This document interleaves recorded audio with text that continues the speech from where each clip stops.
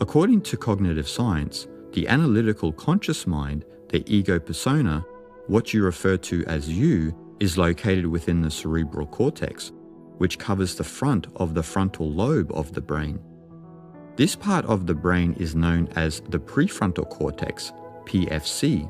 It is a part of the brain that evolved later than many of the others in an effort to navigate through the increasing planetary obstacles we continually encountered. Cognitive science refers to the prefrontal cortex's analytical function as cold cognition or System 2. Cold cognition is the cognitive control function of the mind, which gives us the ability to exert effort and discern between this and that, and which formulates our opinions of right and wrong or good and bad based on our own personal experience. In our modern world, the cold cognitive aspect of the mind is continually overemployed from the beginning of life through education and then throughout working life, where it is thought that if we continue to force our effort continually, we will achieve our desired result.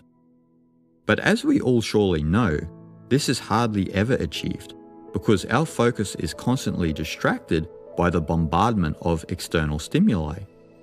This analytical, active part of our mind in the prefrontal cortex is physiologically expensive if it is not supported by the more primal regions of the brain that we associate with the unconscious mind. The function of the unconscious regions of the brain is known in cognitive science as hot cognition or System 1. Hot cognition is the function of our mind and body that is automatic, spontaneous, fast, effortless, mostly unconscious, and thought to be emotionally driven. Hot cognition is located within the earlier developing primal regions of the brain and is associated with the unconscious. Its spontaneous and effortless function is what makes our head turn unconsciously when we see something beautiful in the environment, maybe a handsome man or a ravishing woman, for example. And it can sometimes be a hindrance, as when we find ourselves unconsciously reaching for that piece of chocolate cake, a habit that arises from the way we evolved to seek sugar for momentary sustenance. On the one hand, hot cognition can produce all the miracles that spontaneously grow out of the mind and universe, and on the other hand, it can lead us to being unhealthy because there is an abundance of sugar that is constantly tempting us, for example. This is where the discernment of cold cognition is beneficial for our well-being.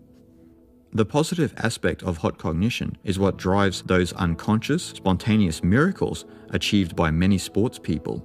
It is also what allows a musician to play her instrument without having to think about it.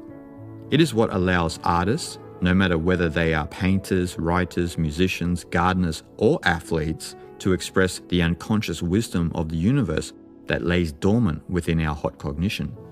In all of these examples, the cold cognition within the prefrontal cortex that gave birth to the sense of I, the personality, has shut down to allow the effortless flow of the universe to come to life.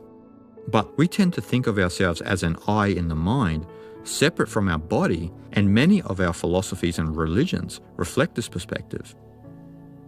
The sense of the mind-body dualistic split is overcome when the I is decreased, leading to an integration of hot and cold cognition where the mind is embodied and the body is mindful.